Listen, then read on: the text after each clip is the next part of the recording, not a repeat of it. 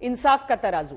ये बात इसीलिए कही जाती है क्योंकि न्याय बराबर मिले, लेकिन इंसाफ के इसी तराजू को अभी हाथरस केस में पीड़ित और आरोपी पक्ष देख रहे हैं। हाथरस केस जहां एक लड़की के साथ गैंगरेप और हत्या का आरोप लगा, 28 महीने बाद कोर्ट से आए फैसले में एक आरोपी को छोड़ बाकी 3 बरी कर दिए गए।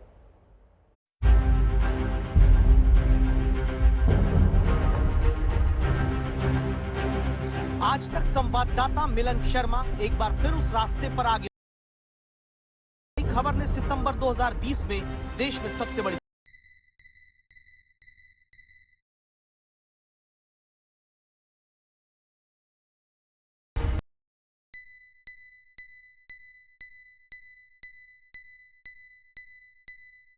घर में इस वक्त संवाददाता मिलन दाखिल होती हैं।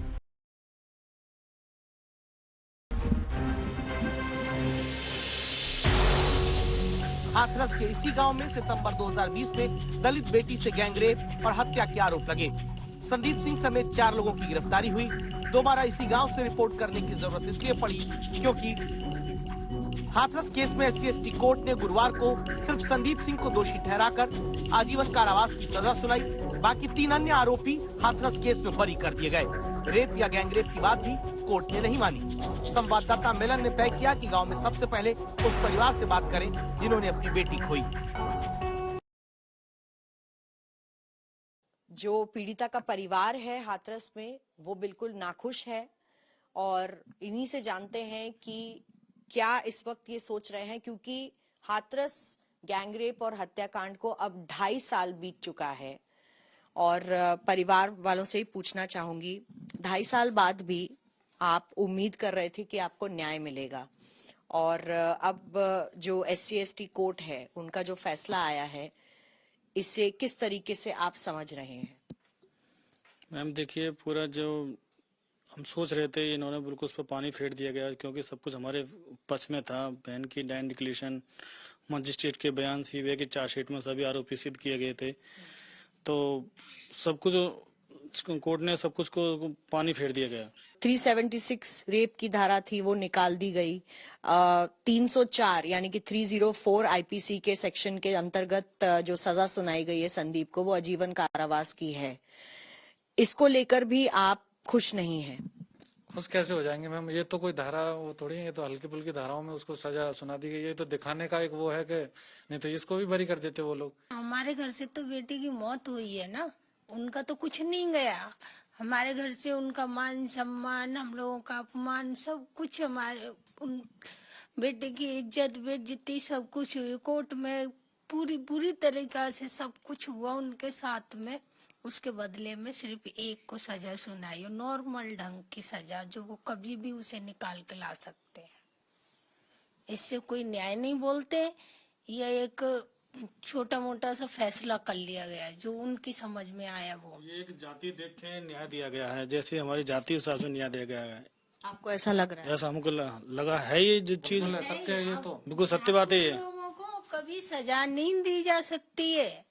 ठाकुर समाज हो या पंडित समाज हो, उन्हें अगर वो कोई भी बड़ा कांड करके आएंगे ना, तो उन्हें पता है कि हम आज जेल जा रहे हैं, कल हमें कोई ना कोई छुड़ाने वाला हमारा है, हमें निकाल लेगा। तो बस वो तो उन्होंने किया, वो करके 2 साल वो क्या जेल काट रहे, कोई जेल थोड़ी ना उन्होंने काटी है। हम भी तो उनके साथ साथ बंद रह रहे हैं, मगर हम लोग इस उम्मीद पे बंद रह रहे थे कि इन्हें कुछ सजा सुनाई जाएगी। उस दिन हम अपने घर की बेटी की अस्थियों को विसर्जन करेंगे। उस दिन पता चलेगा कि आज हमें न्याय मिला है। अदालत में सबूत देखे जाते हैं, जाति नहीं। हाथरस केस में आरोपियों को बरी करते वक्त कोर्ट ने 3 बातें अहम कही। पहली FIR में तीनों आरोपियों के नाम नहीं थे, न ही पीड़िता या उनके पिता के बयानों में तीनों आरोपी के नाम शामिल थे। पीड़िता के शरीर पर मिले चोट के निशान गैंगरेप के आरोप का समर्थन नहीं करते। कोर्ट ने यह भी कहा कि पीड़िता के शरीर पर दूसरी इंजरी बलात्कार को साबित नहीं करती। पीड़ित परिवार को लगता है कि सब कुछ दबा दिया गया। इस पीड़ित परिवार के घर से निकलेंगे तो बहुत ज्यादा दूरी आरोपियों के घर की भी नहीं। 3 आरोपी बरी होने के बाद लौटेंगे तो तनाव की कोई स्थिति न रहे। शायद इसीलिए पुलिस बल गांव में पर्याप्त दिखता है। हाथरस के इस गांव के सामाजिक समीकरण के साथ मौजूदा हालात को अब समझिए। हाथरस गैंग रेप और हत्याकांड का मामला जब इस बूलगढ़ी गांव में सामने आया, तब भी महज यहां पर 4 दलित परिवार थे। आज भी 4 हैं और सुरक्षा इस पीड़िता के परिवार के लिए आज भी चाक चौबंद बनी हुई है। लेकिन मैं आपको दिखाना चाहूंगी कि कुछ ही दूरी पर यहां से जो आरोपी छूटकर आने वाले हैं, जो आरोपी हैं और जो छूटकर आने वाले हैं, उनका घर भी यहीं सामने दिखाई दे रहा है।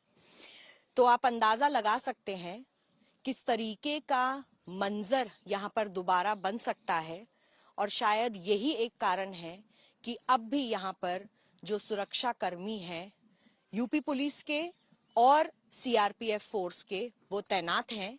लेकिन परिवार वालों में यही डर है कि क्या समाज में उनको न्याय मिल पाया है। पीड़ित परिवार इस बात को लेकर निराश है कि सीबीआई की चार्जशीट में रेप की बात होने के बावजूद कैसे आरोपी छूट गए, तो आरोपी पक्ष के परिजन भी अपना गुस्सा बेकसूरों को फंसाने के दावे के साथ जताते हैं। कह रही है कि एक दोषी है, बाकी 3 छूट गए हैं। क्या आप इस बात से सहमत हैं? सुनो, इसी बात से भी सहमत नहीं हूँ। न्यायपालिका से सहमत हैं, थोड़ी देर के लिए सहमत हैं, मगर दोषी एक भी नहीं है। मारपीट की है, उसकी भाभी ने की है, उसके भाई ने की है, लड़की के भाई ने की है और लड़की की भाभी ने की है।